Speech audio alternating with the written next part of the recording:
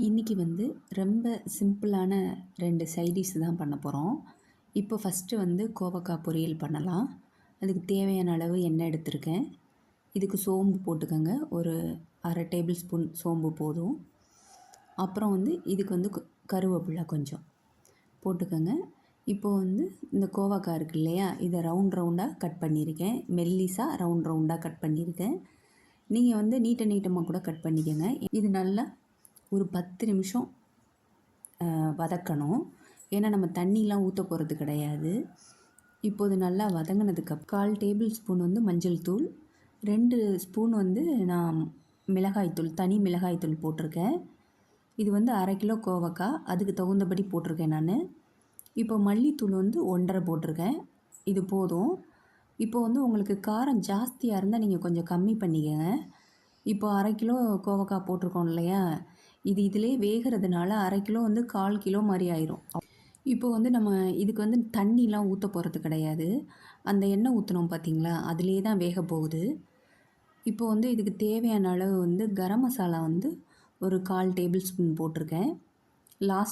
இதெல்லாம் நான் லாஸ்ட்டாக சொல்கிறேன். நம்ம இறக்குறதுக்கு ஒரு 5 நிமிஷம் 10 நிமிஷத்துக்கு முன்னாடி 1/4 டேபிள் ஸ்பூன் வந்து கரம் மசாலா தூள் போட்டுட்டு ஒரு 5 நிமிஷம் கழித்து நமக்கு தேவையான அளவு உப்பு சேர்த்துக்கோங்க. உப்பு போட்டுட்டு உப்பு கரெக்டாக இருக்கான்னு செக் பண்ணிக்கோங்க. டேஸ்ட்டு பாருங்கள், வெந்திருக்கா அப்படின்னு பாருங்கள். இது கொஞ்சம் கிறிஸ்பியாக இருந்தால் நல்லாயிருக்கும். அவ்வளோதான், நம்மளோட கோவக்காய் வறுவல் ரெடி ஆயிடுச்சு. இப்போ அடுத்ததாக வந்து பரங்கிக்காய் பொரியல் பண்ண போகிறேன். அதுக்கு வந்து ஆயில் வந்து ஒரு 3 டேபிள் ஸ்பூன் எடுத்திருக்கேன். 1 ஸ்பூன் வந்து உளுந்து போட்டுக்கோங்க.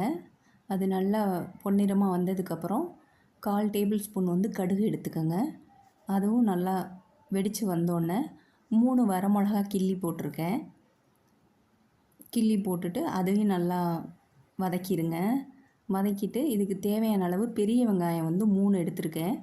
குட்டி குட்டியாக நறுக்கியிருக்கேன். உங்களுக்கு வேணால் சின்ன வெங்காயம் எடுத்துக்கோங்க. இப்போது வந்து இதுக்கு தேவையான அளவு கருவேப்பிலை போட்டுக்கோங்க.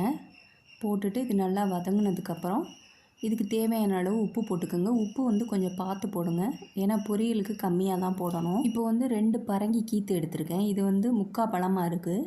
இதை வந்து அந்த தோலை எடுத்துகிட்டு நீட்டமாக கட் பண்ணியிருக்கேன். இதையும் நல்லா சேர்த்து வதக்கிடுங்க. ஒரு 10-15 நிமிஷம் மாத்திரம் போதும். ஏன்னா இது ரொம்ப வதக்கணுன்னா கொலன்னு போயிடும்.